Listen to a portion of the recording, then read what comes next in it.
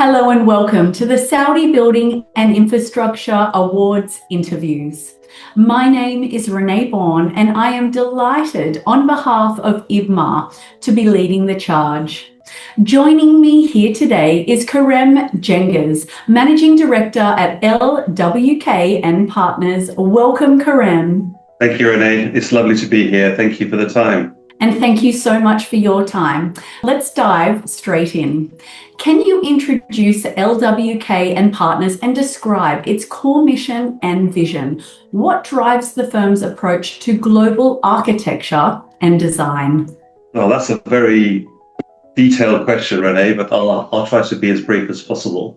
LWK Partners is a 40-year-old business. We were established in Hong Kong in 1985. And we have 10 global studios, two of which are here at the GCC, one in Riyadh and one in Dubai. I'm looking after the region. As a business, we are a design practice. So we are architects, urbanists, master planners, interior designers, landscape architects, public realm specialists, and all the associated design disciplines with those core activities. And I guess our mission and vision is, I'm not a big fan of mission vision, but our fundamental goal is to create commercially contextual projects wherever the projects may be, delivered through our 10 offices around the globe. And at the moment, the majority of our offices are working in Saudi Arabia and working in quite diverse context. So having that contextuality is really important to what we do, but also being able to ensure that we service the requirements of the stakeholders and their own specific needs as developers, but also the end users, which is becoming increasingly important in Saudi Arabia, which is really pleasing as an architect to know that the clients that are employing us have that very much laser sharp focus on the end product being fit for purpose for the people who are going to use it, whether it be a mixed-use development or an entertainment facility or a cultural facility, residential project. So maybe a bit of a rambling answer, but I hope that sort of answers the question. That is fabulous. Thank you so much. LWK Partners offers a wide range of services, including architecture, urban planning, landscape, heritage conservation, interior design, BIM, and lighting. Which of these areas do you believe represents your strongest competitive advantage, and why do you believe that's so? Look, I think I wouldn't necessarily highlight one over the other. I think the fact that we're an integrated vertical where all of those disciplines sit under one umbrella means that when we have the opportunity to bring all of those together in one project, you get a very complete and resolved outcome in terms of a design solution and then obviously a built solution once the project goes to site. And so I think I have to caveat that by saying it's very rare that we are, particularly on mega projects, because it has so many moving components, it's very rare that we start with the master plan and eventuate all the way to site on that one overall master plan. But perhaps on smaller scale projects where we have had the opportunity to do that, the outcomes have been extremely successful. And we have one being built in Dubai now, which is called DIFC Living. And we have a number of projects on site in Saudi Arabia, including agri-eco resorts in Al-Assa. We have a project that was just launched at Cityscape, a private developer called OSIS, where we've taken that holistic overview. But ultimately our core disciplines are master planning, architecture, interiors, and landscape. And so we always encourage our stakeholders to try to employ us on the basis of those core disciplines. And the issues around, and of course, BIM now is not really an add-on, it's an integral part of what we do as a solution provider. So all of those disciplines execute their work in BIM, and obviously that has its own benefits in terms of how we integrate other people's work into our design process. So I think I would happily take any one of those disciplines and deliver them as a project, but where we can get a holistic approach, we much prefer that because we believe that the outcomes are much more successful. Excellent, thank you. You've touched a little bit on there on your regional developments and successes as well as global. Can I ask you, with offices across MENA and other regions, how does LWK and Partners adapt its design philosophy to different cultures, climates, and regulatory contexts while maintaining a consistent, excellent quality? Look, I mean, that's a really critical question in the sense that, with the scale and the pace of development that's taking place in our region at the moment, particularly in Saudi Arabia, it's unusual to have one office dealing with all of it. So you use the collective power of the overall group, which is one of the reasons why people like working with us, because we have, over 700, 800 technical staff delivering projects globally. So ultimately, where the project is where the ownership lies in our organization. So if the project's being delivered in the GCC, the core team that leads that project will be a GCC-oriented group. So they're the ones that interact with the stakeholders. They're the ones that have the cultural ownership. Working with partners in that country is very important to us. So working with teams that are embedded into the culture of the region, not just, for example, in Saudi Arabia, it's not just having Saudi partners, it's having Saudi partners that are specific to whether it's Asia or whether it's Al Juf or whether it's Jeddah or Riyadh. Every component has its own cultural diversity, which we need to think about in the context of contemporary architecture. Heritage, again, brings its own challenges.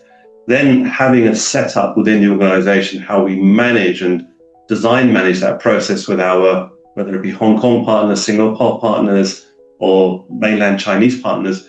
We also have a PMO office that looks after bringing all of that together under one umbrella so that we have a holistic delivery that's contextual and relevant, both in terms of the authority approval, so making sure that we have technical leads that are of that region. There's no point having a technical lead from China leading a delivery in Hong Kong. We may have technical staff supporting that person, but the lead is the person who is imbued with the knowledge and the requirements of a specific location.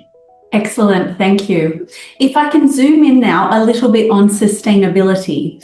As sustainability and smart city planning become increasingly important, and I think that they've been important for quite some time, but there is really a spotlight on them now.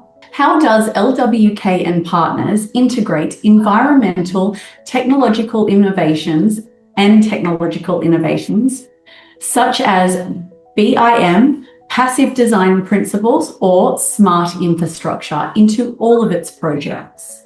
Look, I mean, for us, we're a publicly listed entity, so our reputation is very transparent, and so the work that we do has a lot of ESG embedded into it. And so it's, in a way, the question, let me rephrase that, or let me restructure the question, is we start with the premise that has to be the case. So it's not how do we add things into it, how do we make it work? It has to be embedded directly from the preconceptual approach. So having all the sustainability criteria owned by the leads of the different components of design, whether it be architecture, landscape, interior design, BIM. I mean, BIM obviously is a delivery function, but understanding how technology runs into that in terms of how we deliver projects economically and effectively in the componentized approach that we can deliver out of, or the data that we can extract from our BIM models, can actually help us to refine how we look at the structures, how we look at MEP, how we control that process as the lead design consultant, because we tend to act as the lead consultant on all our projects. So we don't take a passive role and say to the engineers, well, you give us a solution. We challenge each other as a design team, and that's how we like to work with our partners, is we understand that this is an embedded component of what we're going to design. How do we challenge it to make best use of the technology? But I think also one of the things that we're very conscious about technology is, yes, technology can bring great benefits, but actually sometimes grassroots solutions are the best solutions. They're not all the bows and the whistles and bows you can put on projects these days. They may not be best suited for the project. Sometimes using the simplest responses to sustainability can eventuate best outcomes. So being being mindful and being cost effective in terms of finding the right ecological and sustainable solutions is something that we look at right from day one. Absolutely. Thank you so much for that response. I can see very clearly through your answers and, as you said, such a holistic point of view, why LWK and Partners were the winner of Best Urban Planning and Design Firm in Saudi Arabia for 2025. Well, I mean, I think, first of all, I'd like to say thank you for that accolade. It's a tremendous honour, and one that we were not expecting at all. So it came as a great shock. We don't work for honours. We work to do the good job. And so when we are recognised in this way, it's a huge boost to everybody in the team, because it recognises the efforts that everybody puts together. And so we will continue the journey that we're on. We're very committed to that journey. We want to make a valuable contribution to what's going on in Saudi Arabia. I mean, we're not one of the biggest players. We're by far not one of the biggest players. So to be recognized with such strong competition and strong competitors in the marketplace is something that I think gives us encouragement to continue to strive to improve ourselves and also to contribute more positively in the future to the incredible initiatives that are taking place in the kingdom. Thank you so much. If I can ask you one more closing question while I have you here, Kerem. Looking ahead for LWK and Partners, what types of projects or market is LWK and Partners most excited about? How does the firm evolve? And what does the next 5 to 10 years look like in response to global urban growth and shifting client expectations? Well, again, the questions you're asking are incredibly detailed, and obviously we don't have a huge amount of time, but I think the key is in what you've said, that the world is just continuing to urbanize. And so our urban environments are becoming more and more challenged. You know, we have issues around sustainability, issues around creating communities that are sustainable, not only in terms of ecologically, but also in terms of social issues, cultural issues, employment issues, educational issues. And so an area that we're always, and that's always been at the heart of what we do, is creating places and communities that are successful, vibrant, safe, and in a position to be able to grow and evolve and adapt. So being resilient is also really important in terms of what we do for those community spaces. And when I talk about communities, I don't just mean residential communities. That community could be an employment community, so it could be an office park, or it could be a downtown location, it could be a quarter, or it could be a district. So that sort of planning of successful places is really embedded in what we do, but also thinking about creating vibrant mixed-use environments for us is really essential to that mission, because I think when we look at homogenized outcomes, communities that are just really thousands and thousands of residential units and not supported by education, entertainment, community, societal, cultural facilities and opportunities, create a homogeneity that doesn't lead to successful outcomes long term. And I think 10 to 15 years is when you actually start to see these communities thrive or fail. And so being involved early is very important to us. And of course, particularly in Saudi Arabia, there's a lot of important things coming up in the near future. We have the Asian Cup, we've got the Asian Games, we've got the World Cup coming, we've got Expo. Being involved in contributing in some way to those events is really important for us, because we believe we have a contribution to make there.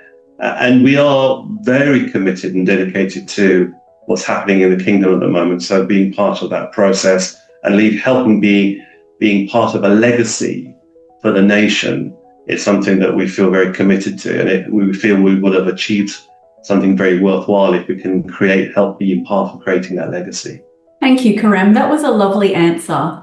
It has been our absolute pleasure to have you here today at the Saudi Building and Infrastructure Awards interviews. Thank you so much for your time. Thank you, Renee, and I really have been delighted to be able to spend a little time with you and your team, and I look forward to hopefully winning some more awards with you guys in the future.